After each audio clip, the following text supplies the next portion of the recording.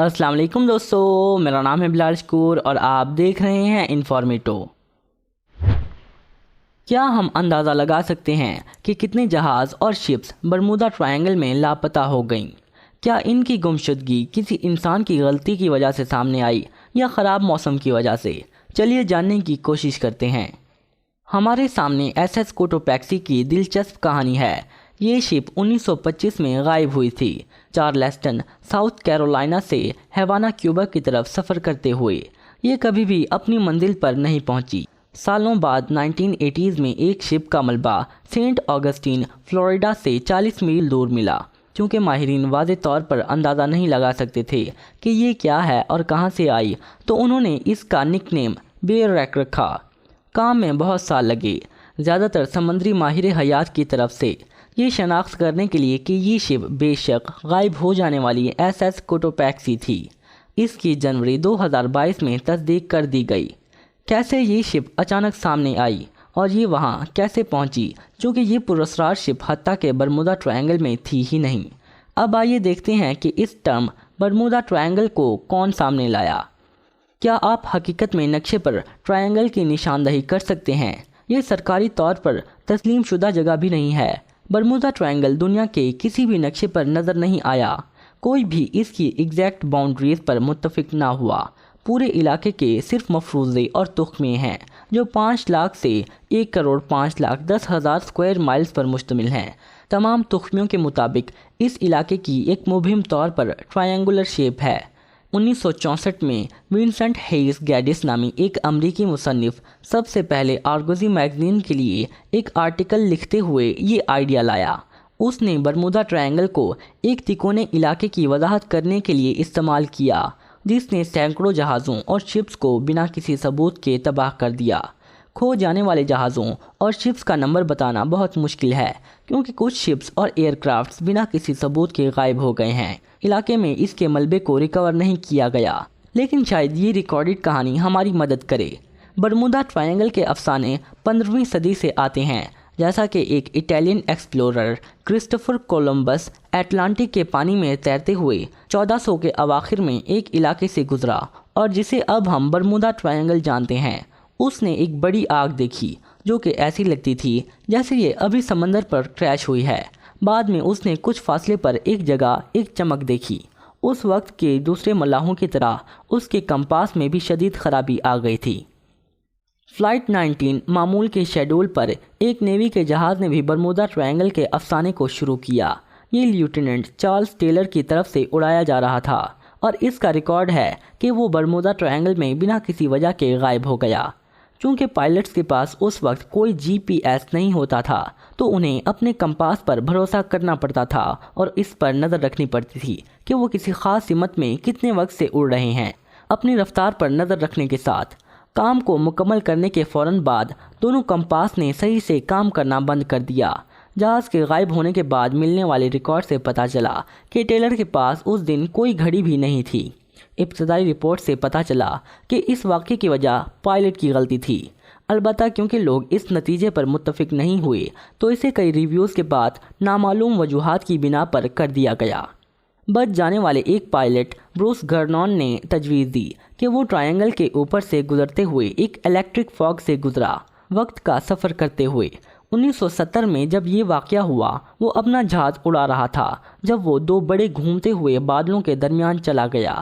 اس سے پہلے بہت سے دوسرے لوگوں کی طرح اس نے دیکھا کہ اس کی نیویگیشن ڈیوائسز صحیح سے کام نہیں کر رہیں۔ جب وہ آخرکار بادلوں سے باہر آیا، اس نے دیکھا کہ اس نے سفر صرف 35 منٹ میں کر لیا تھا، جس سفر میں دراصل 75 منٹ لگنے تھے۔ چونکہ اس کے پاس کوئی دوسری معقول وضاحت نہیں تھی کہ وہ کن حالات سے گزرا، اس نے یہ سمجھ لیا کہ اس وقت وہ وقت میں آگے بھیج دیا گیا۔ یہ صرف عجیب نظر آنے والے بادل نہیں ہیں جنہیں برمودا ٹرائنگل کے اوپر دیکھا گیا ہے۔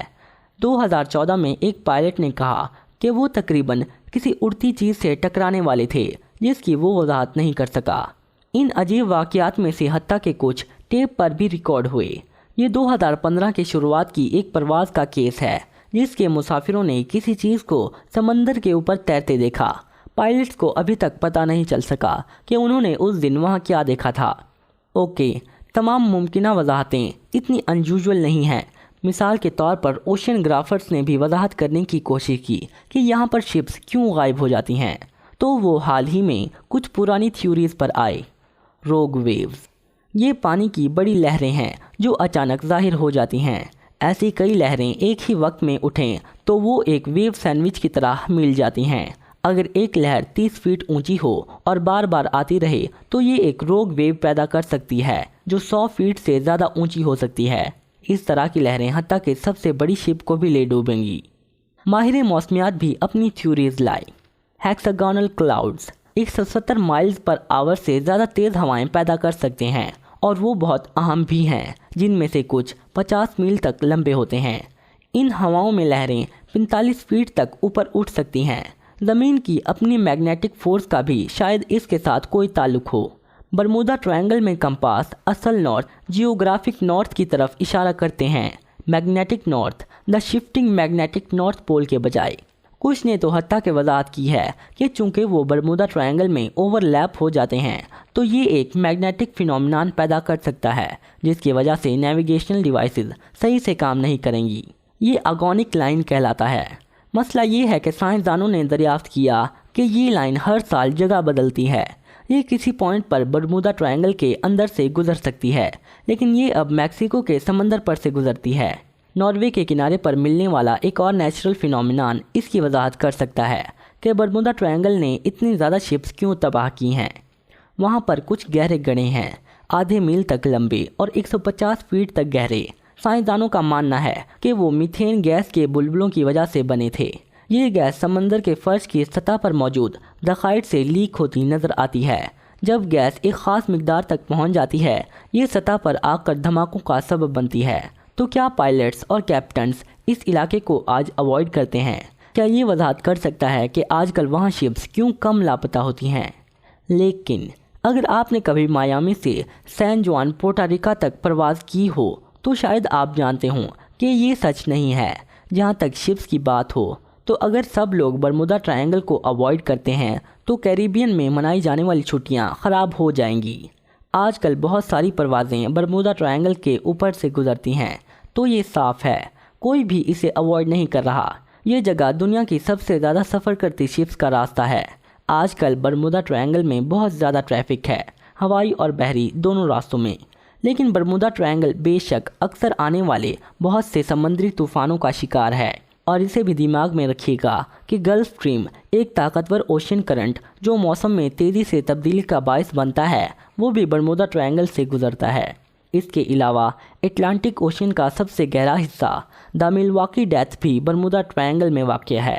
پورٹا ریکو ٹرینچ بھی ملواکی ڈیپتھ میں 27,500 میل کی لمبائی پر مشتمل ہے۔ تو اگر آپ اس کے بارے میں سوچیں تو ساری مسٹری انسانی غلطی، برے موسم اور بہت سی شپ ٹریفک کا کمبینیشن ہے۔ اس کی تصدیق یو ایس کوسٹ گارڈ کی طرف سے مہیا کیے گئے ڈیٹا کی بنا پر کی گئی۔ اگر آپ پرسنٹیجز کو دیکھیں، ان جہازوں اور شپس کا نمبر جو برمودا ٹرائنگل میں غائب ہو گئی وہ کسی بھی دوسری جگہ سے مختلف نہیں ہے۔ یہاں گمشدگیاں کسی بھی دوسرے علاقے سے زیادہ نہیں ہوتیں۔ سرکاری اعداد و شمار بتاتے ہیں کہ یہاں پر سے سفر کرتے ہوئے 50 شپس اور 20 جہاز غائب ہوئے۔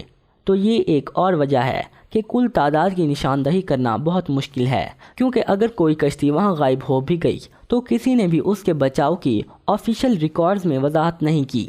وہاں کچھ ایسے واقعے بھی ہوئے جن کا بعد میں پتہ چلا کہ وہ اصل میں ہوئے ہی نہیں تھے۔ ان جھوٹی رپورٹوں میں اضافہ کرتے ہوئے اس جہاز کی طرح جو 1937 میں فلوریڈا کے ڈیٹونا بیچ میں کریش ہوا تھا، جس کے بارے میں مقامی اخبارات نے حیرت انگیز طور پر کچھ بھی نہ بتایا۔ آج کے لیے اتنا ہی۔ تو اگر آپ نے اپنے تجسس کو پرسکون کیا تو ویڈیو کو لائک اور دوستوں کے ساتھ شیئر کرنا مت بھولیے گا، اور اگر آپ ایسی اور ویڈیوز دیکھنا چاہتے ہیں تو ان میں سے کسی پر کلک کریں اور انجوائے۔ میں ملتا ہوں آپ کو اپنی نیکسٹ ویڈیو میں، تب تک کے لیے اللہ حافظ۔